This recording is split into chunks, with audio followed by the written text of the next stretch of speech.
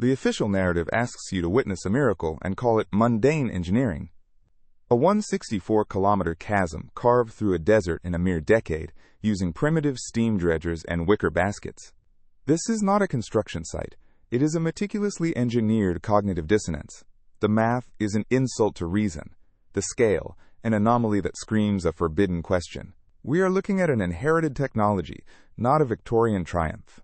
If you've also felt this deep, unsettling resonance, this sense that our history is a cover narrative, leave your mark below. Tell us where, and at what hour, you are breaking the silence. Now, we arrive at the crime scene. And the evidence is not buried in a forgotten archive. It has been hiding in plain sight, in the official photographs of the event. We are told these images document a miracle of 19th century engineering. We are told to see triumph. But we have been trained to look for anomalies, for the quiet hum of cognitive dissonance. And here, the hum is a roar. Let your eyes adjust to the sepia tones. First, observe the canal itself. It is not a crude ditch dug from the desert. It is a surgical incision. Look at the walls, their slope and angle maintained with a geometric discipline that extends for miles, unwavering, until it vanishes into the heat haze of the horizon. The silence from the archives is deafening. It is the same silence we find in the Egyptian desert. Now, let your mind race west, across the Pacific, to the great American continent, the first transcontinental railroad. Completed in 1869, the very same year the Suez Canal was inaugurated. The synchronicity is not a coincidence, it is a timestamp. We are shown the iconic images of Chinese and Irish laborers, swinging pickaxes in the Sierra Nevada. Again, the peasant paradox. We see the ants, but we are asked to ignore the cyclopean scale of the anthill. Perfectly blasted tunnels, miles long, through solid granite. Trestle bridges of breathtaking complexity spanning chasms, all supposedly achieved in 6 years, in the aftermath of a devastating civil war, with technology that was barely a generation removed from the horse and cart. The numbers, as with Suez, do not compute. The logistics do not exist. The timeline is an insult to reason. We are looking at a cleanup operation. We are looking at the clearing of debris from a pre-existing, laser-straight right-of-way, and the laying of new track on an ancient, terraformed bed. The pattern is a resonance, an echo that reverberates across the planet. Look at the great canals of Europe, the Kiel Canal, in Germany, connecting the North Sea to the Baltic. The cut is clean, precise, almost sterile. It speaks of a technology that doesn't just move Earth, but masters it, shaping it with an effortless, almost silent authority. This is the work of a scalpel, not a stick of dynamite and a shovel. The scale is divine, inhuman. It feels ancient, permanent, like a feature of the planet itself. Now, shift your focus. Look at the figures scattered along its banks. These are the supposed builders, men in robes, carrying wicker baskets on their shoulders. Their tools are primitive, shovels that look like toys against the sheer vertical face of the cut. They are ants, crawling on the carcass of a giant. The official narrative asks us to believe that these men, with their bare hands and woven baskets, carved this continental artery. The paradox is an insult to the senses. The scene is not one of creation. It is one of scavenging, of sweeping.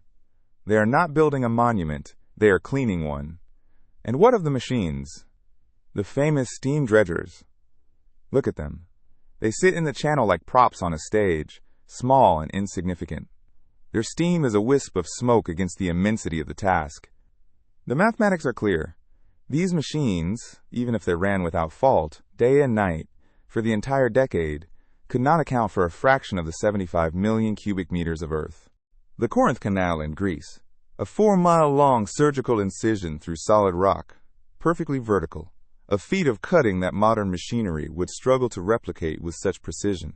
Both built in the late 19th century, both displaying the same impossible engineering, the same absent logistical trail, the same cover narrative of heroic national achievement. And then there are the cities: Paris, London, Chicago, Melbourne, Buenos Aires. All of them, in the mid to late 19th century, underwent a radical transformation. In Paris, it was called Haussmann's renovation. Entire swaths of the medieval city were demolished to make way for the grand boulevards and neoclassical architecture we see today. The official story is one of urban renewal. The hidden truth is one of excavation.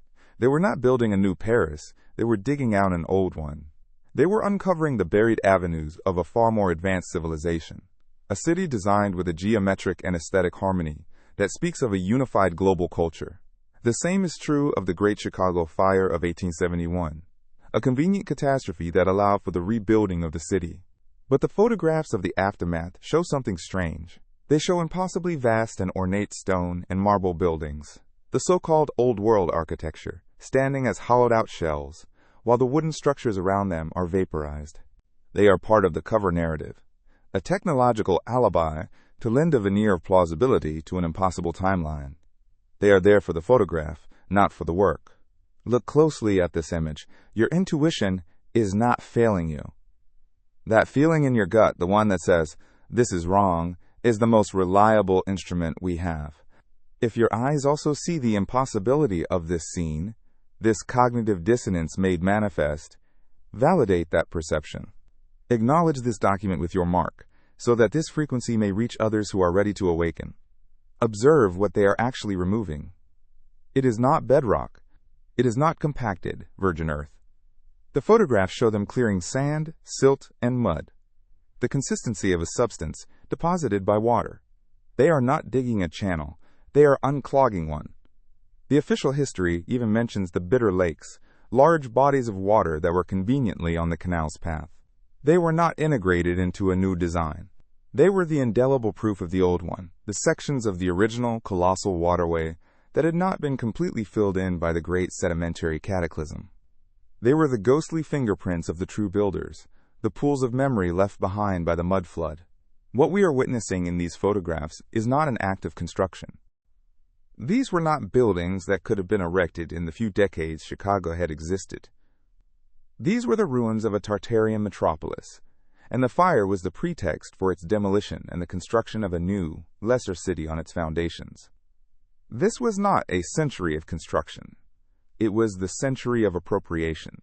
A small, organized group of heirs, the survivors or orchestrators of a recent cataclysm, found themselves in possession of a planetary infrastructure of immense power. Waterways, energy grids disguised as railways, acoustically resonant cities.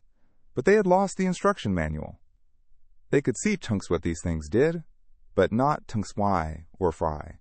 So they repurposed them. They reactivated them at their most basic functional level. And they built a new system around them, a new narrative. This is the control matrix. The great canals and railways became the arteries of a new global empire, not of culture and enlightenment, but of commerce and military domination. Control the shipping lanes, control the flow of resources, and you control humanity. The grand inauguration of the Suez Canal, attended by the crowned heads of Europe, was not a celebration of human ingenuity. It was a ritual. It was a global board meeting of the new management, celebrating the successful integration of a key piece of inherited hardware into their new operating system. It is the final stage of the largest archaeological cleanup operation in modern history, meticulously documented and then deliberately, brilliantly mislabeled for posterity. The crime is not the canal. The crime is the story. We have looked at the photographs. We have seen the impossible scale, the geometric precision that mocks the primitive tools scattered at its feet. The scene of the crime is established. Now, we must examine the official alibi, the story they have printed in every textbook, the fable they expect us to accept without question. And it is here, in the telling of the tale, that the entire edifice of deception begins to crumble into the very sand it was built upon. They call it history. We call it a script, and a poorly written one at that. The official narrative is presented as a triumph of human will. A 10-year saga, from 1859 to 1869. 10 years. Let that number settle in your mind. A single decade to perform geological surgery on a scale that would challenge our own technology today. But this was not today. This was a time of steam, iron, and sinew. And the stage for this grand performance? Not a developed European landscape with established supply lines, but one of the most inhospitable environments on the planet, a barren, waterless desert. It was the public christening of a stolen asset, rebaptized in the name of progress. This global synchronicity, this identical architectural and engineering fingerprint from St. Petersburg to San Francisco, is the ultimate proof. It is the ghost of a single, unified, planetary civilization that was shattered, buried, and forgotten. Its memory was erased, its technology was seized, and its orphaned inheritors, us, were given a new fabricated history. A history of slow, primitive struggle, designed to make us feel small, disconnected, and forever indebted to the very forces that imprisoned us in this amnesiac state. The evidence of this lost world is not hidden in some remote jungle or buried under the polar ice. It is all around you. It is the grand, oversized courthouse in your town square, the old central post office with its impossibly high ceilings and ornate stonework, the abandoned star forts on the outskirts of your city. These structures are everywhere, silent witnesses to a past we are not supposed to remember. Have you seen them? Have you ever stood before a building in your own city and felt a deep, unsettling sense of anachronism? A feeling that it does not belong to the timeline you were taught? You are not imagining it. You are sensing the resonance of a world that was stolen from us, in plain sight. The script asks us to believe that in this wasteland, a workforce swelling to 1.5 million souls toiled under the blistering sun. It asks us to accept that while carving a 164-kilometer channel, they simultaneously built, from nothing, the entire support infrastructure required to keep this city of workers alive. Imagine the logistics. The water, not for a village, but for a population larger than many European capitals of the time. The food, the tools, the medicine, the housing. The sheer, staggering mathematics of it all collapses under the slightest scrutiny. This is a logistical paradox of the highest order. And then, the scriptwriters add a touch of dramatic flair. They tell us of massive cholera outbreaks, plagues that swept through the work camps, claiming tens of thousands of lives. They speak of political instability, of shifting allegiances and funding crises. So, we are meant to believe that this project, already on an impossible timeline, was completed on schedule, despite being a logistical hellscape, a public health catastrophe, and a political minefield. Does this sound like a historical account? Or does it sound like a heroic myth, carefully crafted to explain away an achievement that its authors could not possibly have accomplished?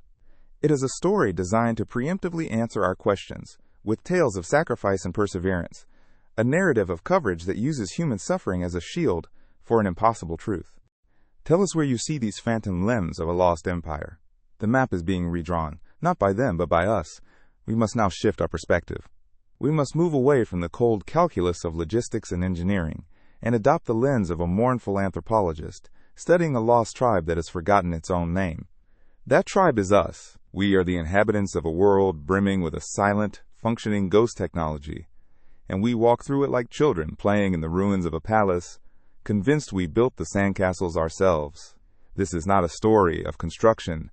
This is a story of inheritance, of amnesia, and of the profound sadness of a species that has mistaken a supercomputer for a simple tool. This is the theory of the cargo cult, applied not to a remote island, but to an entire planet. The term originates from the study of isolated tribal societies that, after contact with advanced military operations, began to mimic the behaviors of the outsiders in the hope of summoning their miraculous cargo, the supplies and technology they brought with them. They would build wicker airplanes, carve wooden rifles, and march in mock parades, performing the ritual without understanding the underlying principle. They mimicked the form, but the function remained a mystery, a divine act to be prayed for. And who is the hero of this grand opera, the protagonist of this unbelievable tale? Ferdinand de Lesseps. The script casts him as the visionary, the driving force, the singular genius who willed the canal into existence. We are shown portraits of a determined man, a charismatic diplomat who charmed financiers and navigated the treacherous currents of international politics. He was, by all accounts, a master of persuasion. But we must ask the question that the official historians conveniently ignore. What were his qualifications as an engineer? Where is his background in hydrology, in geology, in large-scale terraforming? The answer is a profound and deafening silence. Ferdinand de Lesseps was a diplomat. He was not an engineer, he was a socialite, not a surveyor. He was the perfect frontman, a respectable and articulate figurehead, placed at the forefront of an operation whose origins and technical specifications were already laid out for him. His genius was not in design, but in public relations. He was not the architect of the canal, he was the architect of its cover story. The founder myth is a classic tool in the engineering of oblivion.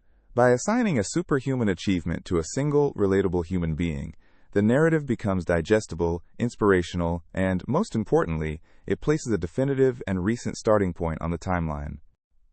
Now, look around you. Look with open eyes at our own civilization. Do we not do the same? We erect towering antennas on our buildings. Their intricate designs, a faint echo of a technology that once drew energy from the ether.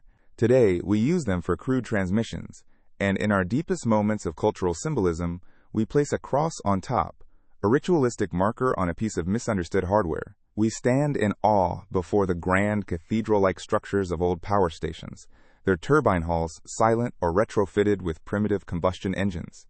We treat them as temples of a bygone industrial age, never suspecting that their original design may have harmonized with the Earth's resonant frequencies, providing clean, limitless power. We have inherited the temple, but forgotten the god.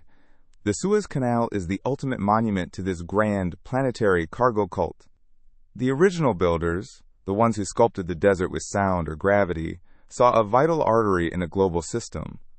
Perhaps it was more than a waterway. Perhaps, like the Earth's own meridian lines, it was designed to regulate energy flows, to manage climate, or to act as a massive resonant chamber, its precise geometry and water salinity tuned to a specific planetary frequency. Its function was likely multifaceted, a piece of integrated terraforming technology so advanced that its most basic application, floating a ship from one sea to another, was merely a secondary benefit, a triviality. It stops us from looking further back. It tells us, the story begins here, with this man. It prevents us from considering the far more logical, yet deeply unsettling, alternative, that the plans were not created, but discovered. That de Lesseps and his company were not builders, but restorers. That his mission was not one of invention, but of reclamation. He was the celebrity host of the world's largest archaeological cleanup, a master of ceremonies for the re-unveiling of a piece of inherited technology. Think about it. Which is more plausible? That a diplomat with no engineering background solved unprecedented logistical and technical challenges to dig a perfectly straight, 164-kilometer channel through a desert in 10 years, while battling plagues and political chaos? Or that he was given a map to a pre-existing silt-filled channel, and was tasked with organizing the immense yet far more primitive manual labor required to simply scoop it out? One is a fairy tale. The other is a solution that fits the evidence we see with our own eyes, the primitive tools, the toy-like machines, and the colossal, ancient structure they were merely cleaning. They ask us to believe in the fairy tale. They have built entire academic careers on defending it, but the cognitive dissonance is too great. And then came the cataclysm, the great silence. And after the dust and mud settled, we, the survivors, emerged. We found this perfect, unnatural scar in the landscape, filled with sand and silt, and with our primitive steam engines and our baskets of wicker, we cleaned it out. We celebrated this act of janitorial service as the greatest engineering feat of our time. We saw a ditch, and so we made it a ditch. We took a symphony orchestra and turned it into a drum. This is the cognitive dissonance at the heart of our identity. We, the heritors, could only comprehend the canal's most rudimentary function, a shortcut for our steam-powered boats. And so we reactivated it, but only in its lowest possible expression. We turned a piece of complex antiquitech into a simple trench. The entire modern administration of the canal is a cargo cult ritual. The procession of ships, the mandatory pilots acting as high priests guiding the vessels through the sacred channel, the exorbitant fees paid as tribute, the geopolitical posturing over its control. These are the hollow ceremonies of a people who sense the immense power of the object they possess, but have no memory of how to wield it. We are obsessed with controlling the canal, because control is the only form of interaction we have left with a technology we can no longer understand. The story they tell does not match the pictures they show, and so we must ask ourselves, you and I, are we to accept this children's story? This legend of the diplomat engineer and his army of shovel-wielding peasants who reshaped the Earth in a decade? Or do we have the courage to admit that we are being lied to?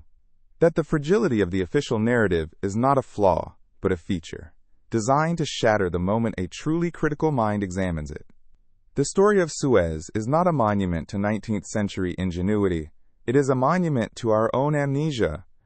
Let us now step away from the sepia-toned photographs and the heroic biographies of charismatic diplomats. Let us enter the cold, unforgiving sanctuary of mathematics. For it is here, in the realm of pure logic, that the official narrative of Suez is not merely questioned, it is executed. They have given us a story. We will now present them with a balance sheet, and you will find the deficit is not in dollars or francs, but in the very laws of physics and logistics. The story is an insolvency of reality. The official figure, the number they have carved into the stone of history, is 75 million cubic meters of earth. It is a vestigial behavior, an echo of a time when our ancestors commanded the very forces of nature that this channel was built to harness. Our entire civilization is an echo. We lay our iron railway lines along the pre-existing energy grids of the planet, following the paths of ancient ley lines without knowing why they feel right. We build our cities on the foundations of impossibly vast star forts, using their advanced defensive geometries as mere historical parks, their resonant chambers as storage cellars.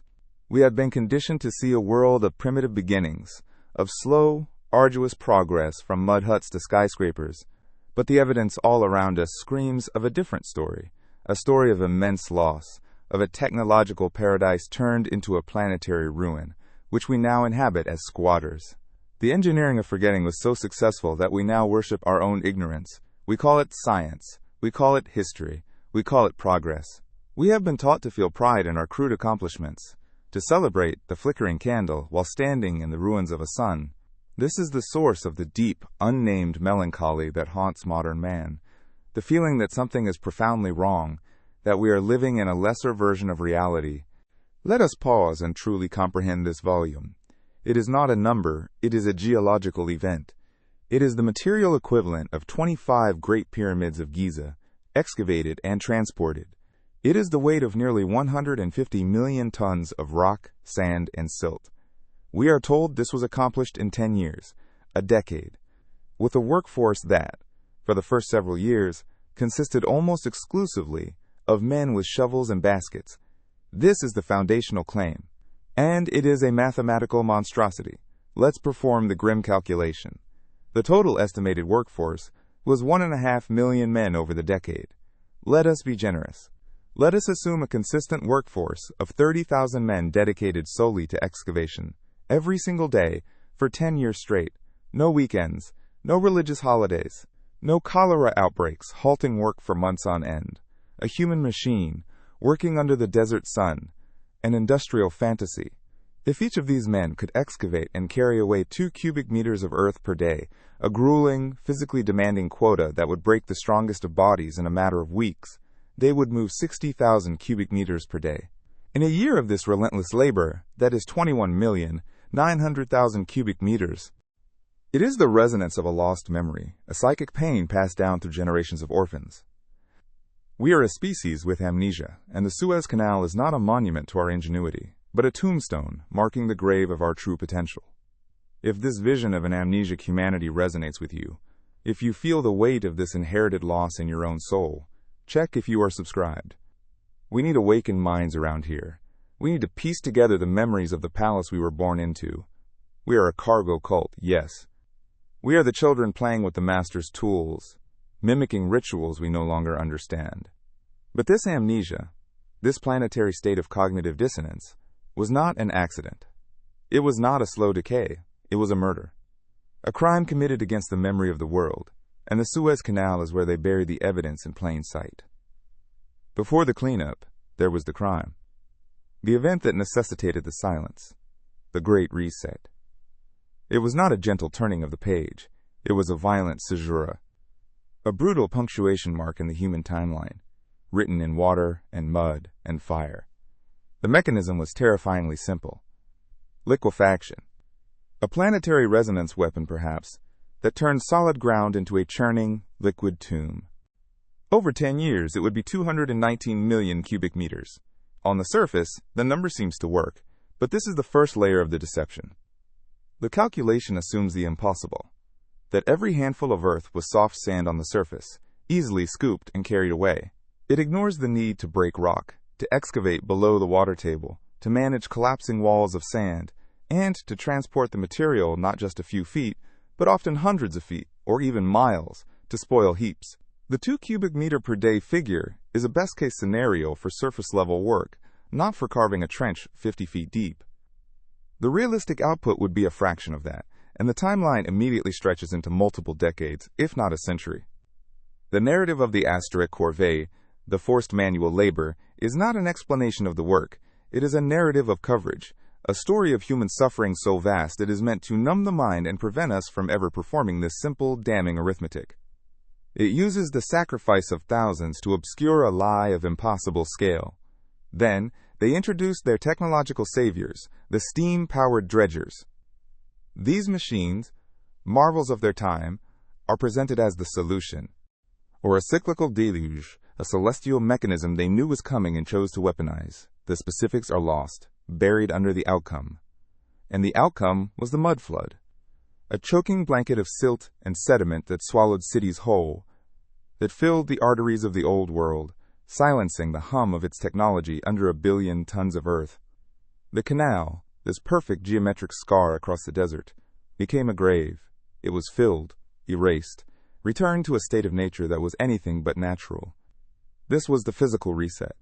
But the physical reset is useless without the psychological one, and this is where the true crime begins. The survivors, our ancestors, were left wandering in a world of incomprehensible ruins. And into this vacuum stepped the inheritors, the parasites, those who either rode out the storm with preserved knowledge or were the very architects of the cataclysm. Their task was not to rebuild, it was to rebrand, to take possession. And to do that, they had to ensure no one remembered the world that was.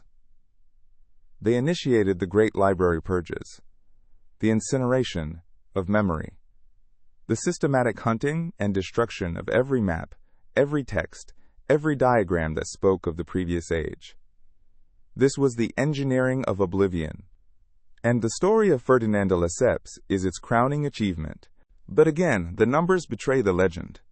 An average dredger of the 1860s, operating in ideal conditions, could move perhaps 150 cubic meters per hour.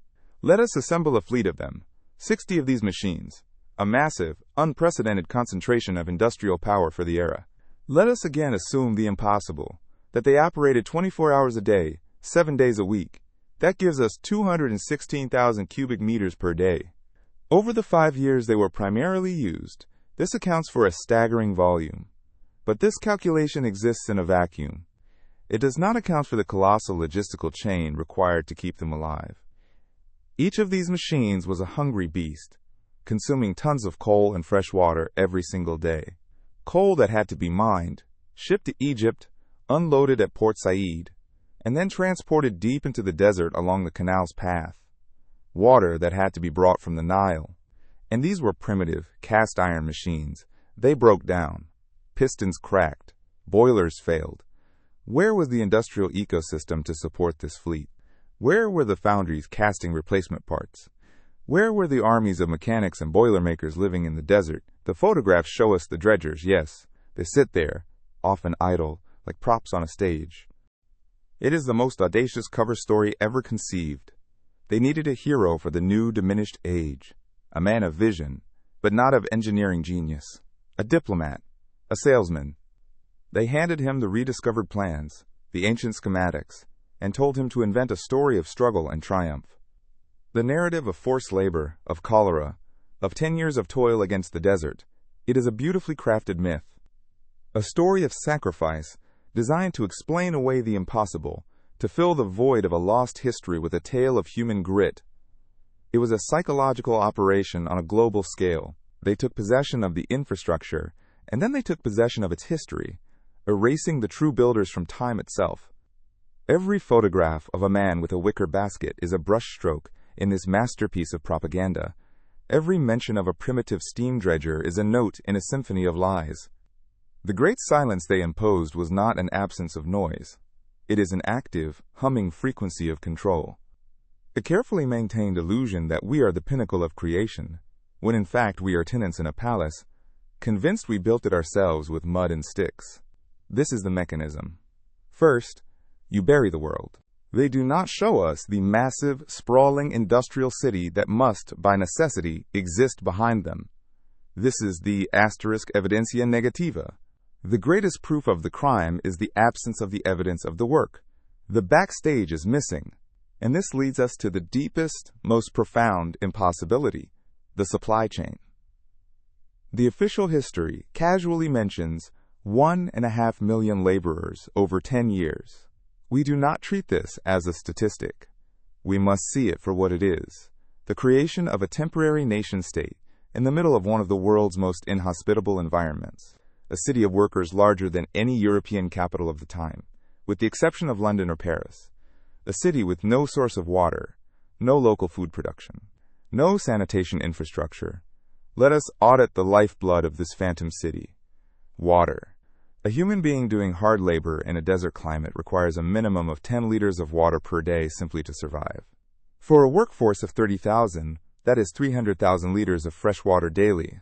For the peak workforce of hundreds of thousands, we are talking about millions of liters every single day. How?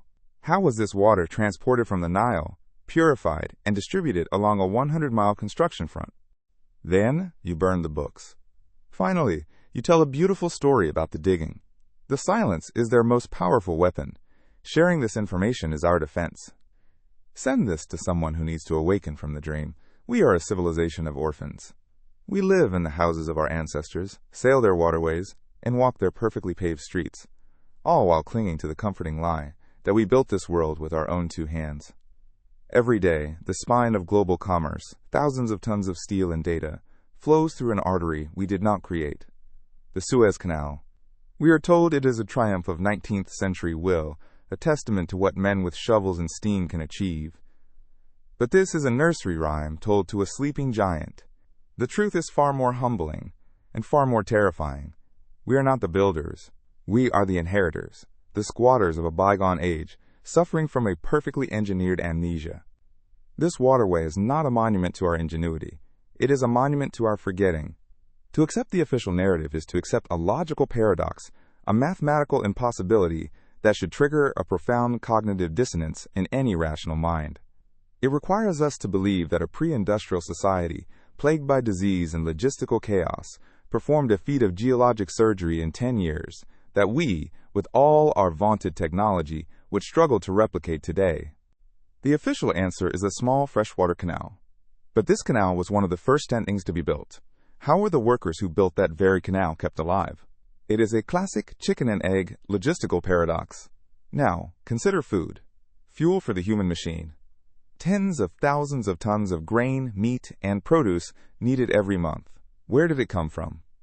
How was it preserved from spoiling under the Egyptian sun? Where are the records of the thousands of supply ships, the endless caravans of camels, the sprawling warehouses and kitchens required to feed an army of this size? We are shown images of men with baskets of sand. We are not shown the continent of logistics required to place those men there. The silence from the historical record on this front is deafening. It is the great silence. The infrastructure of support, which should have been an engineering marvel as great as the canal itself, is simply not there. It is not there in the photographs. It is not there in the financial ledgers. It is not there because it was never needed. You do not need a supply chain to support an army of 1 million men if the work is not construction, but excavation of a filled-in structure. This is the core of the cover narrative, to make us believe we are the pinnacle of creation, when in fact we are merely children playing with the functional ruins of a far superior civilization. The investigation into the Suez Canal is not an academic exercise. It is an act of reclaiming our memory, our dignity, our very identity. Every photograph of a man with a wicker basket standing before a perfectly carved 100-mile trench is a piece of evidence in the greatest crime ever committed, the theft of human history. The parasites who orchestrated the Great Reset did not just bury cities under mud, they buried our potential. They entombed our birthright as the descendants of master builders and replaced it with a story of slow, painful progress from the mud hut to the skyscraper. This is the matrix of control, and its primary wall is not made of code, but of false history. Dismantling this lie is the first step toward our liberation. The truth is not hidden in a secret vault. The architects of our forgetting made one fatal error. They left the evidence in plain sight. It flows, silent and deep, between the Mediterranean and the Red Sea. A permanent, liquid testament to a power we were told we never had, and a potential they pray we never rediscover. A cleanup operation.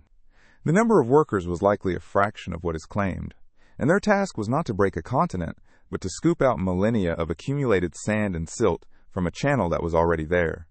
An artery of an ancient system, built with inherited technology, now being cleared with primitive tools.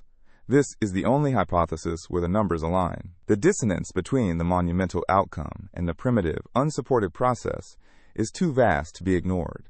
It is a state of profound cognitive dissonance, and we have been conditioned to accept it as history. The mathematics do not lie. They simply present an equation where the solution offered by the establishment is an impossibility. If you can find a way to balance this ledger, to account for the missing water, the missing food, the missing coal, the missing industrial base, I would genuinely be eager to read your theory. For as it stands, the only thing that was truly built in the desert between 1859 and 1869 was the myth itself. The logistical black hole of Suez is not an anomaly. It is the beginning of a thread. And when we pull on that thread, the entire tapestry of 19th century history unravels. We are told this was the age of invention, of steel and steam, of man's final conquest over nature. The excavation of the truth has only just begun. This is not a channel, it is a cell, a quiet network of forensic minds dedicated to reassembling the fragments of a stolen past. If you can feel the resonance of this truth in your very bones, if you are ready to stop being an orphan of history, then the work continues. Join the inquest. Activate the signal. Welcome to the resistance against the great silence. But the evidence, when viewed without the filters of indoctrination, does not show conquest. It shows inheritance. It shows a frantic, coordinated, global-scale operation of salvage and reclamation. The Suez Canal was not a singular miracle. It was a single node in a vast, planetary grid being brought back online. The cognitive dissonance begins when you allow your eyes to drift from the sands of Egypt. Let them fly east, across the vast frozen expanse of Siberia, the Trans-Siberian Railway. Over 9,000 kilometers of track, laid across the most inhospitable terrain on Earth. Permafrost, mountains, impenetrable forests.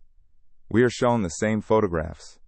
Men with beards and primitive tools, posing in front of perfectly graded earthworks and impossibly complex bridges that stretch for miles. The official narrative claims this was built between 1891 and 1916. It asks us to believe that the Tsarist regime, a notoriously inefficient and technologically lagging empire on the verge of collapse, could orchestrate a logistical feat that would cripple a modern superpower today. Where were the supply lines? Where were the foundries producing millions of tons of steel rails and shipping them into a frozen wilderness? Where are the records of the armies of engineers required not just to build, but to survey and plan such a route,